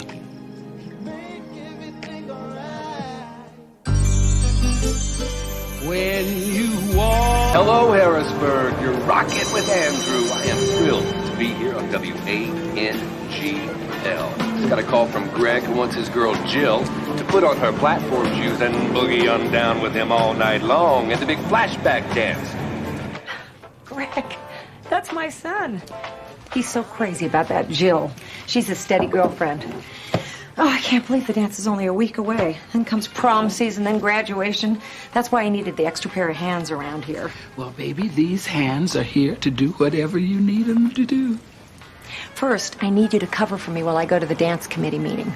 Isn't your plate full enough already? Yes, but Greg begged me to help out. I thought it would be a good way to meet his girlfriend's mother. Oh, you're meeting the girlfriend's mother. Must be serious. Greg's much too young to be getting serious, and too smart. I'm sure Jill's mother feels the same way. Greg tells me that she's very conservative. Oh. Katie, what's up with the hair? A girl's got to stand out from the crowd. Besides, I think it's working because he actually smiled at me in class today. Why don't you just ask him out? Oh, right. Like I'm just going to ask out a student teacher. He's old enough to be my older but very gorgeous husband. So what happened with you and Greg last night? Did you... No way. We talked about it again, but we're still gonna wait until we get married. Me too. Of course, I really don't have a choice. Hi. Hey. I'll see you inside. Oh! Sure. Whoa. I won't keep you long. Just long enough. Jill? Mom. You are in public. Hi, Mrs. Everett. Hello, Greg.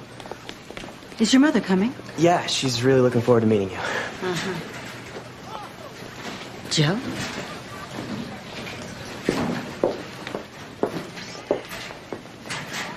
Greg. Hi, honey. Hey. So, how'd the exam go? C-. That's your best subject. Mom, it's one bad test. It was one late night. Next, you're going to be saying it was one bad semester, then one bad year. Then you're going to get into one bad college. Mom. If you get into any college at all. What if I want to get a job in town, get married? We are going to talk about this later.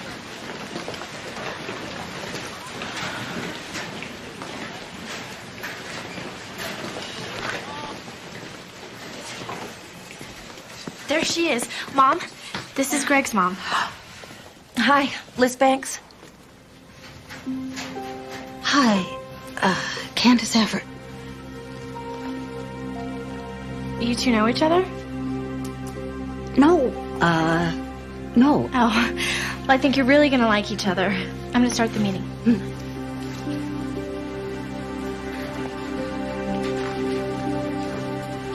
Hello, Jill. Yes. I'm Monica, the new faculty advisor. Miss McGuire had her baby. Mrs. McGuire had her baby. This is Monica. She'll be taking over for her. Hello, everyone. Hi. So, it looks like you're getting ready for an exciting evening. We don't want exciting. Mom. Hi, I'm Candace Everett. I'm one of the parent chaperones. Hello, nice to meet you. Nice to meet you. Why don't you get on with your meeting? I'll sit down and catch up. All right. Could everyone please take a seat? Okay, we're going to start today's meeting by talking about the flowers. Here from Floral Tapestry is Liz Banks. Well, first off, I'd just like to say that Floral Tapestry is thrilled to be providing the flowers for your flashback to the 70s, Dan. Most of you weren't even alive in the 70s, were you? I'll just tell you, it was a really bad fashion decade. But somehow we all found our own ways of getting through it. I'm sorry. I forgot that I have an appointment, and hope you'll forgive me.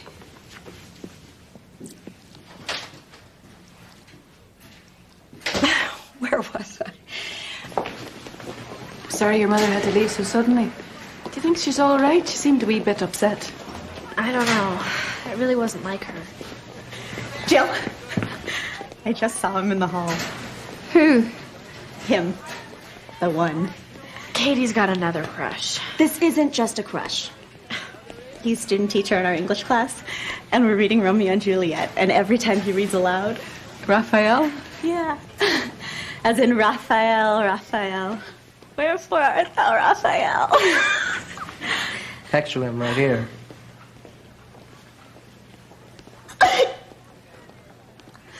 I'm gonna die. We'd love to stay. We can't. Bye.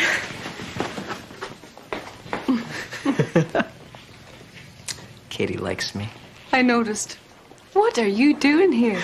Tess is waiting for us. Come on, I'll fill you in as we go. Wherefore art thou, Raphael? Cut it out. Well, hello there, Mr. Student Teacher. You got everything all set up? Yeah, I think so. I'm trying to keep visible. Trying to get the students to trust me and talk to me, get to know them. I think that Katie would really like to get to know you. Uh-huh. Bye, Raphael. I'll see you tomorrow. Tess, you know what? I really do think that these are good kids. They are good kids. It's not your typical teenage romance, though, is it? Oh, no. No, Greg and Jill, they actually get a lot of flack from the other kids about being so old-fashioned. Well, there's nothing old-fashioned about thinking a thing through before you do it. And these children deserve a lot of credit for not giving in to the pressure and for holding on to their dream. Now, they may stay the course forever. Or next year their plans may change, but it must be their choice. And that's what we're going to make sure of. You know, everybody always says that the high school years are the best years of your life. Now, how scary is that? Huh? What, homeroom? Acne medicine? What, this is as good as it gets? I'm here to tell you something. It's not true. The best years of your life are still ahead of you. So, study hard, have fun, respect yourself, respect each other, and everything is gonna be just fine.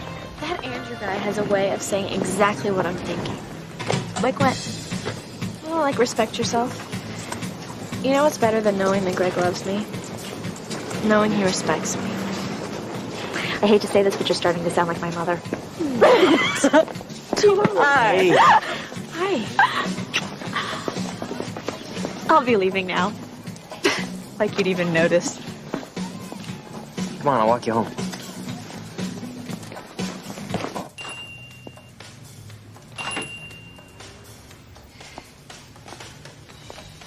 What do you want? I need a favor, Liz. Really?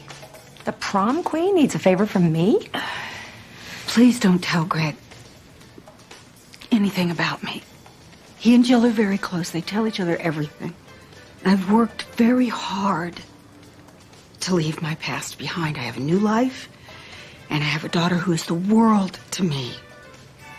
I can't jeopardize that. I'll do anything. Anything? All right. I want you to keep Jill away from Greg.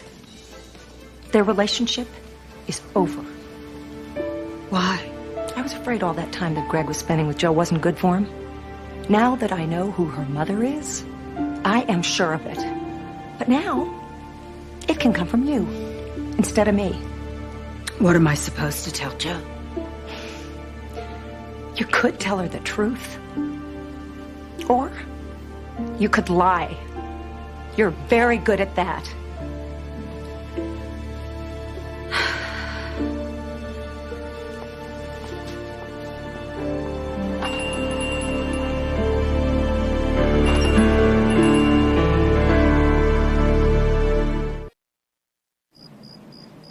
It's not fair.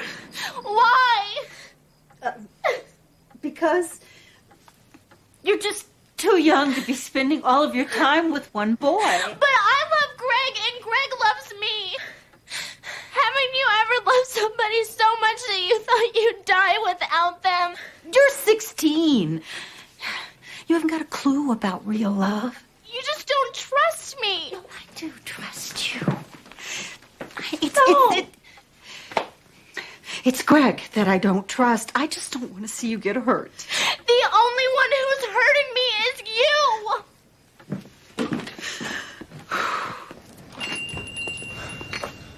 you. What's the matter, baby? Jill's mom won't let me see her anymore. Oh, Greg. Did she say why? No, she saw us kissing in the hall the other day. And I told you she was this major uptight prude, but I guess she wants to break us up before something happens. I'm so sorry, honey.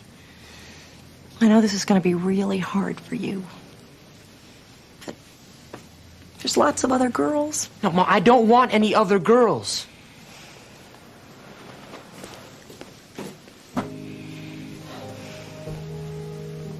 I know. I wish there was something I could do. But you can't interfere with the way someone wants to raise their child.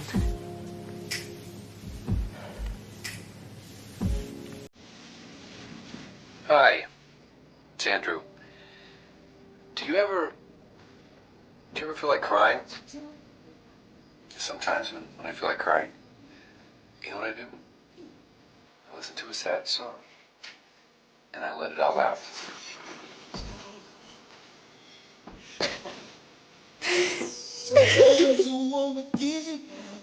Wanna get it, wanna quit it.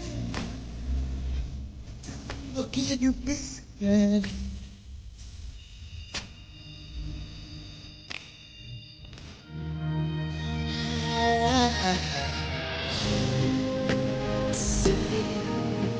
So I can face the world. Do anything.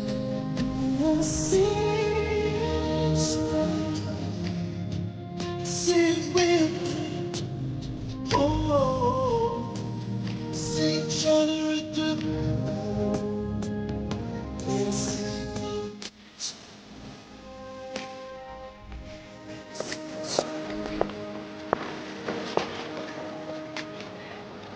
I heard about you and Greg.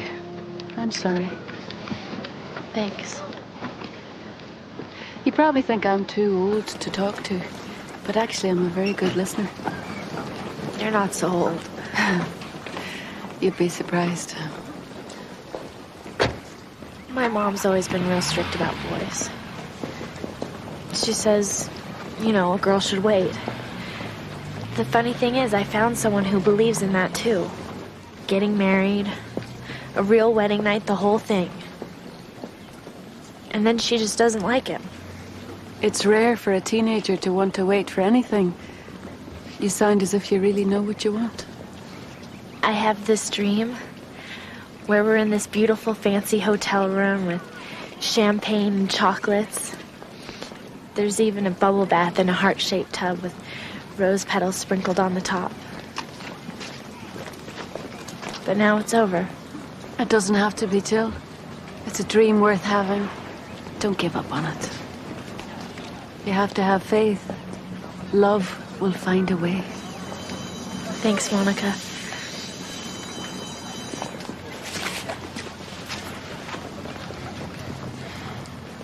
Love will find a way? Yeah.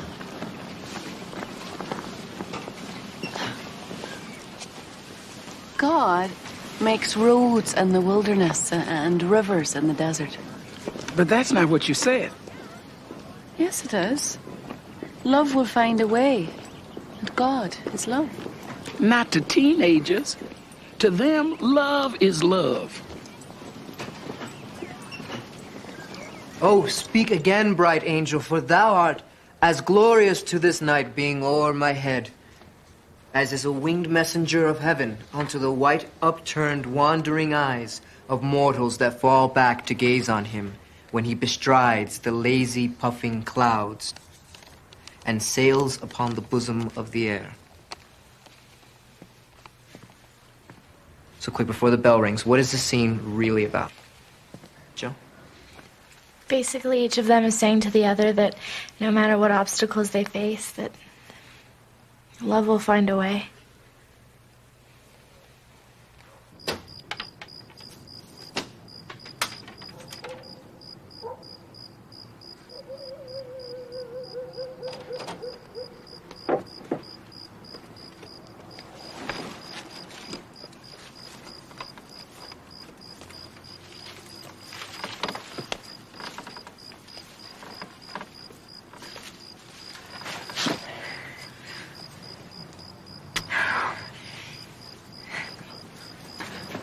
So what happened to you last night? I called 3 times, and your mom said you went to bed early? Yeah. Okay, anyway, I have big news. I heard from Sonia, who heard from Mia, that Raphael is going to the dance. As a chaperone. As in alone, as in no date. As in available to dance? Exactly. So where were you? I snuck out to meet Greg. We just walked and talked for hours. I barely got home before it got light.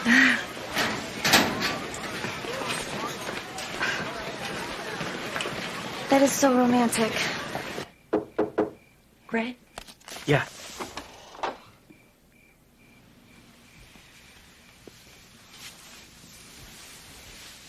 I want to talk to you, honey. About Jill's mom.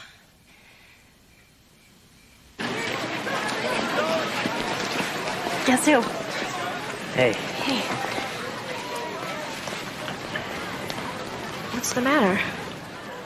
Did you know that your mom went to high school with my mom? In Philadelphia?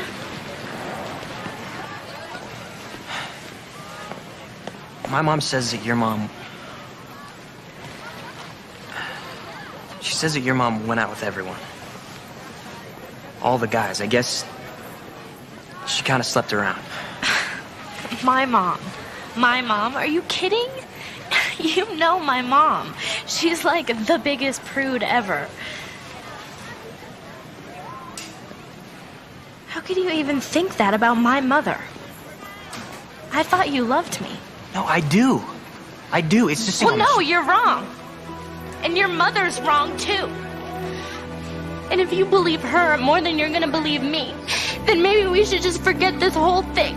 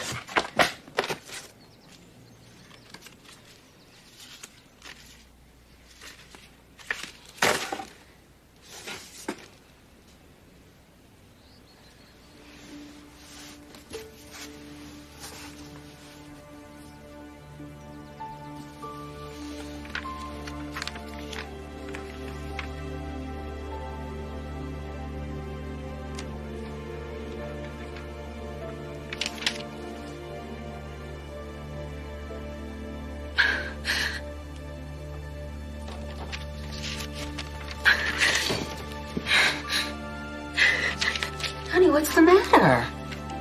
What are you reading? Wait until you're married, Jill. That's what good girls do. Trust me, Jill. You lied to me, Mom. That's mine. Give it to me. You were a major tramp.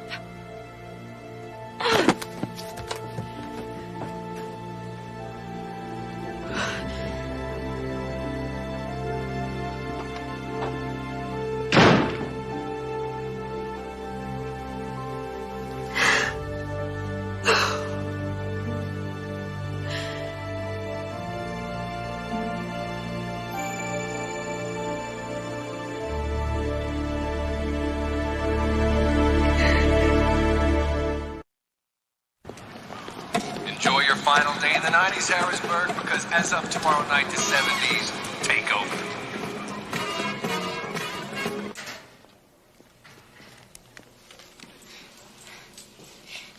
Hey.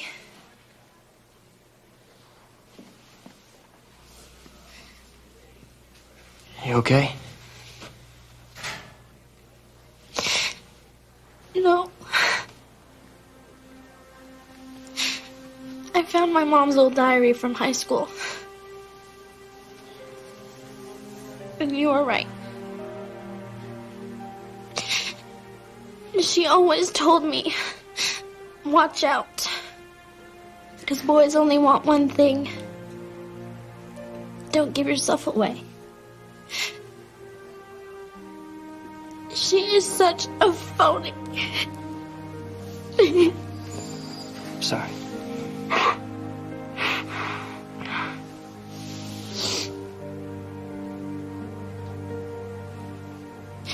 I'm glad I know. It makes everything easier. I mean, why should I wait? She didn't. Are you sure? After the dance. We're not supposed to go to the dance. We're not supposed to do a lot of things. But we're gonna do them anyway.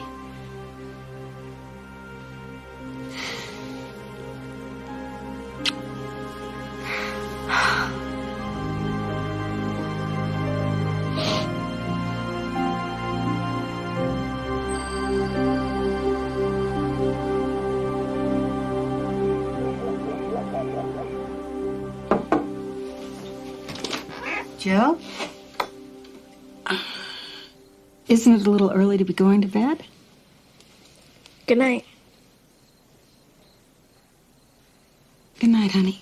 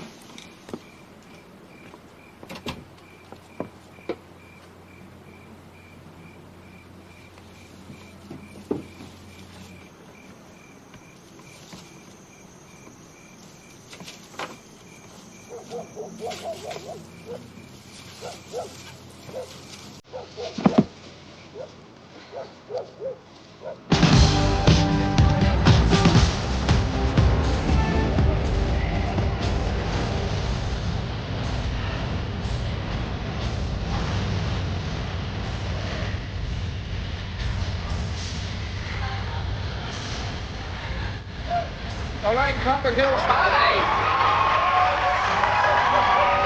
This is Andrew from WANGL. We're broadcasting live from the flashback to the 70s dance. So how do you guys like the 70s? All right. Now, if you're here with someone that you love, this is going out to you, and I'd like to dedicate it to my friends Jill and Greg, wherever they are.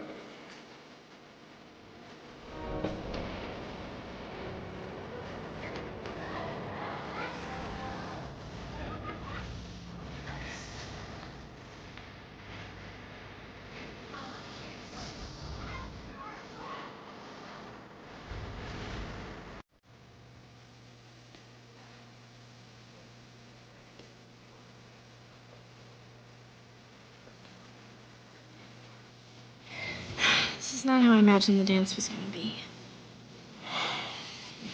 We can't go in there. You know, if we did, someone would tell our moms we were here. We're gonna have a great night anyway, right?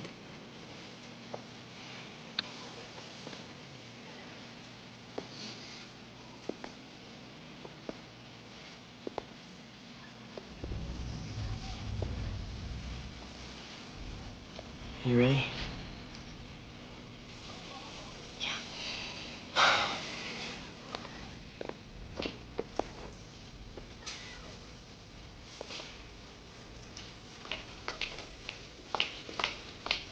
Monica. Hello, Jill. Greg. We were just leaving. I was hoping to have a word with you. We're kind of in a hurry. I know where you're going. A motel.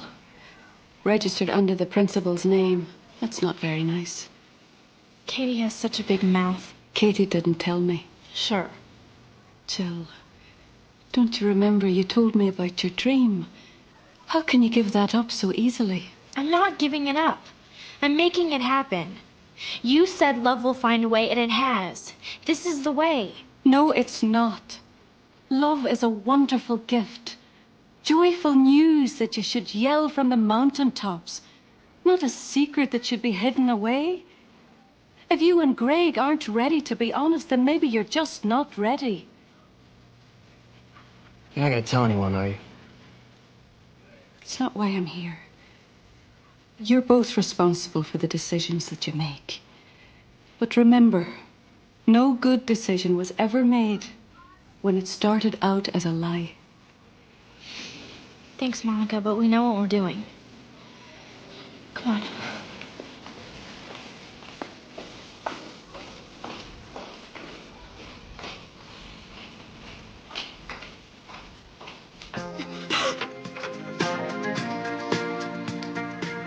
Katie, are you okay? No. You're not gonna stay. You're not gonna dance with me. You're not gonna kiss me. Are you? No, Katie. But I'm not that young and you're not that old. I'm not the right one for you. But the right one is out there. But I love you. No, you don't, Katie. When you're 16, everything seems bigger. When you drive, you drive faster. When you cry longer. And when you love harder. But while you're busy making everything so big, all the small, real moments get lost. Yeah, well, I'm losing those all the time. What do you believe in, Katie? You believe in God? I guess. You guess? He doesn't guess about you. God knows who you are, Katie. And he loves you. You know, if you put your hopes in him first, he will never disappoint you. I promise. P.S. Joey Pasella in there? He's dying to dance with you.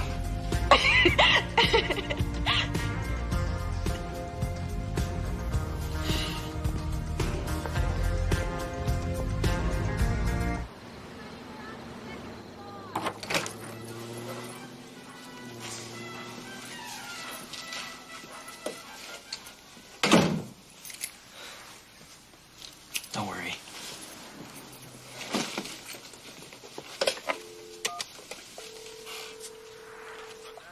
Yeah, hi. I would like to order some champagne and some chocolates for room 25.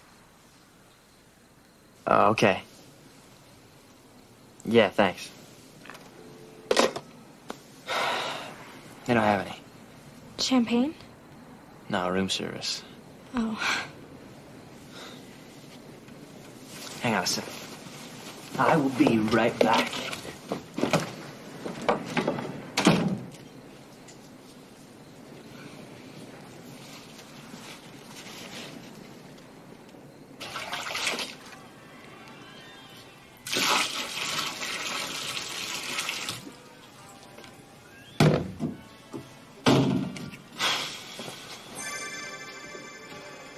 This isn't working out the way they thought. Give up your dreams. It's a short walk to disappointment.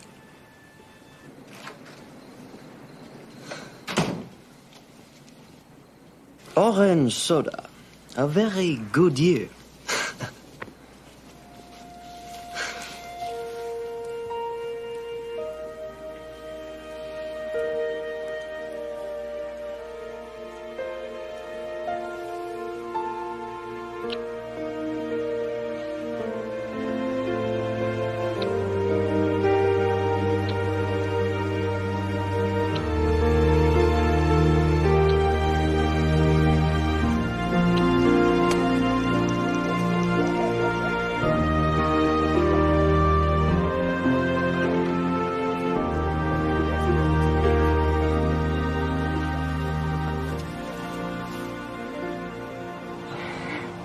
Thanks again for this.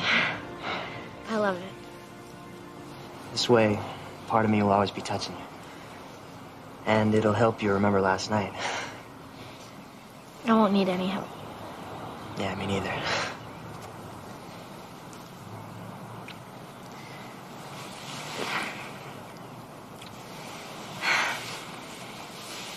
Bye.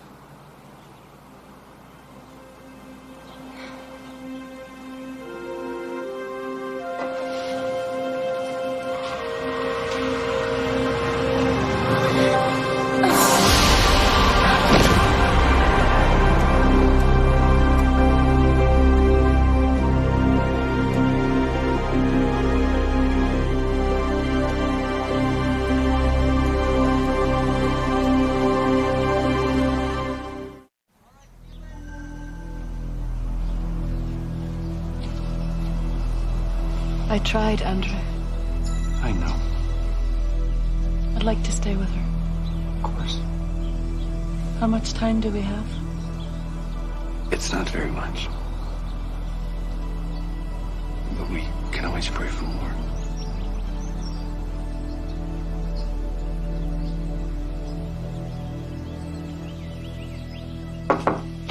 Jill?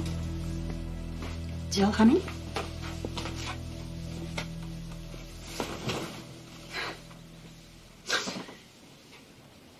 I don't believe it.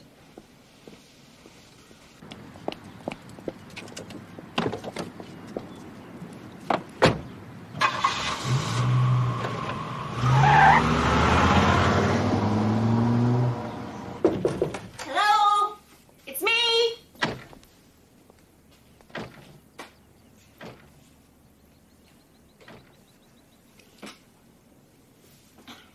Where's everybody?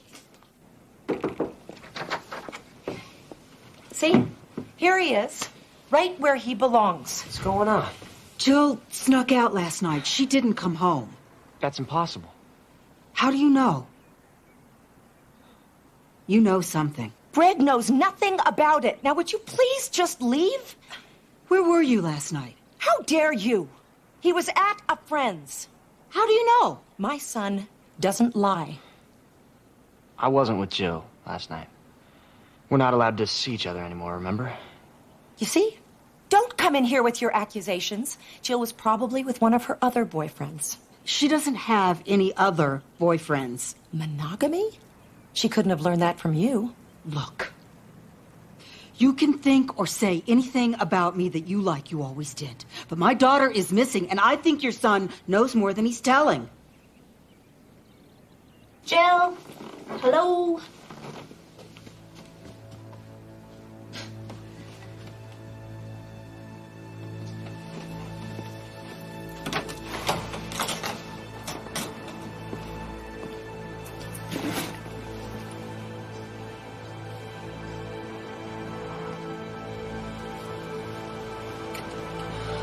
Oh no.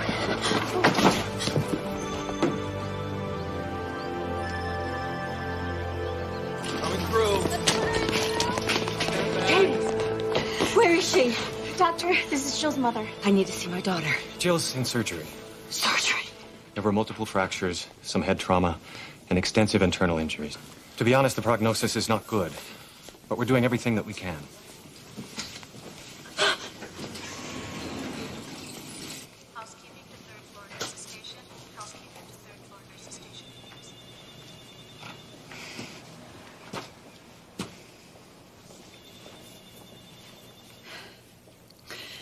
Greg, I don't want to get you into trouble, and I'm not accusing you of anything. But my baby is lying in there, fighting for her life, and I don't know why. So if you know anything, please, tell me. Nurse O'Donnell, please call operator 12. Nurse O'Donnell, please call operator 12. Jill and I were together last night. What? We went to the dance for a while, and then we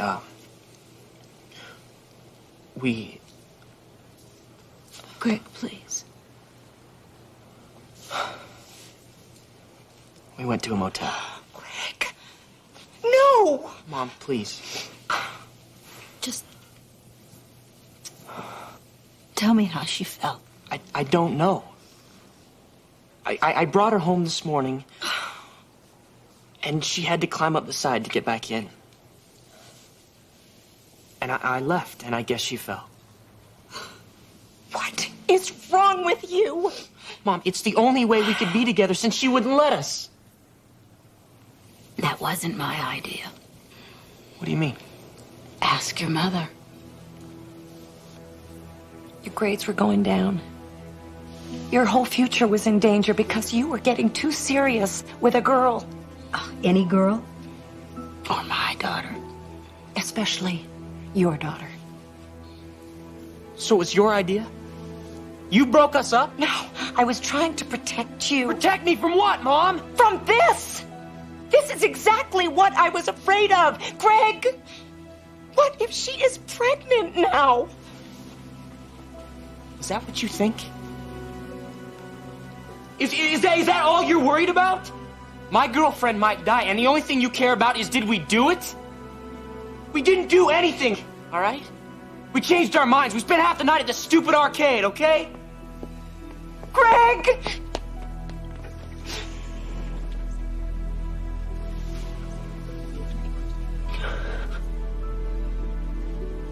It's time to let him go, Liz.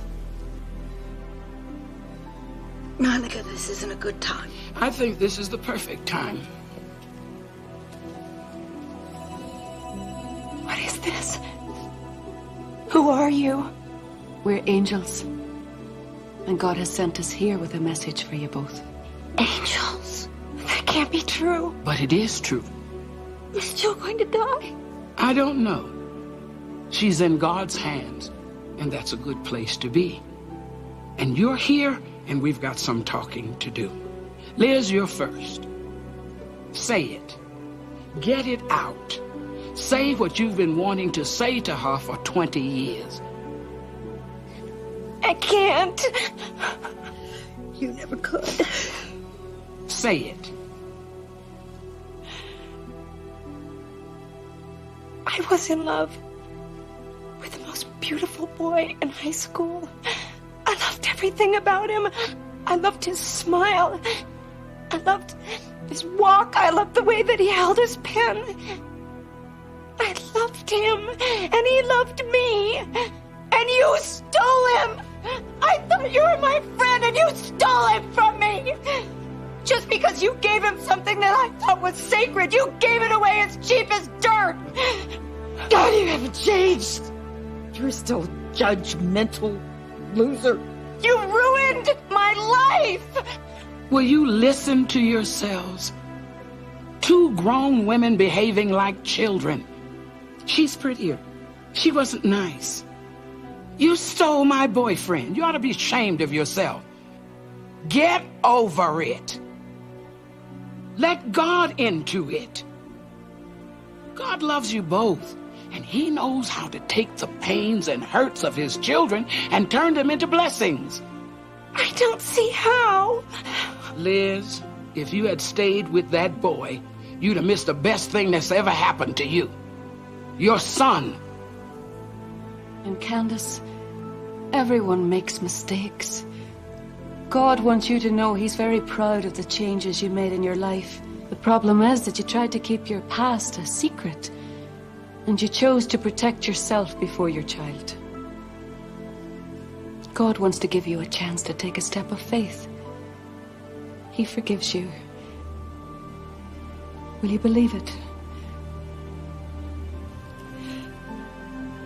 Can you forgive each other? Forget what lies behind and reach forward instead to all that lies ahead. Encourage your children. If you keep secrets from them, they'll learn to keep secrets. If you lie, they'll learn to lie.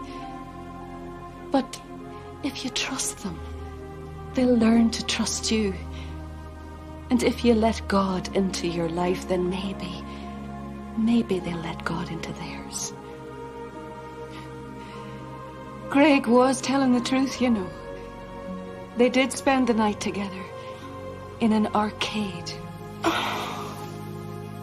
He won this for Jill. I think you should have it, Candace.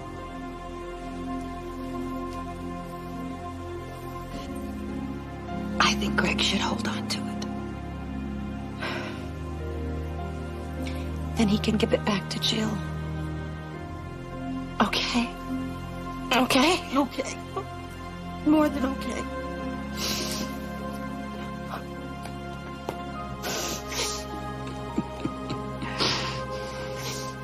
Do you know what's gonna happen to Jill? Doesn't she have an angel? Yes, she has an angel. And she's going to be just fine.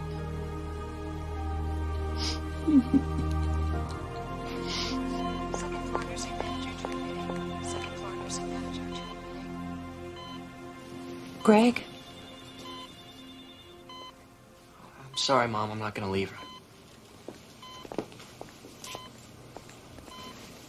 I know, honey.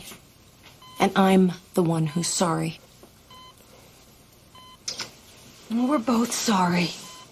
Your mother and I had a problem, a stupid, petty problem, and we made it yours and Jill's. And we were wrong. Mr. Hirsch to medical records. Mr. Hirsch to medical records, please. Where did you get this? From Candace. And I can't begin to tell you who gave it to me. But the important thing is that Jill's gonna be okay. We're all getting a second chance. Chance to start over.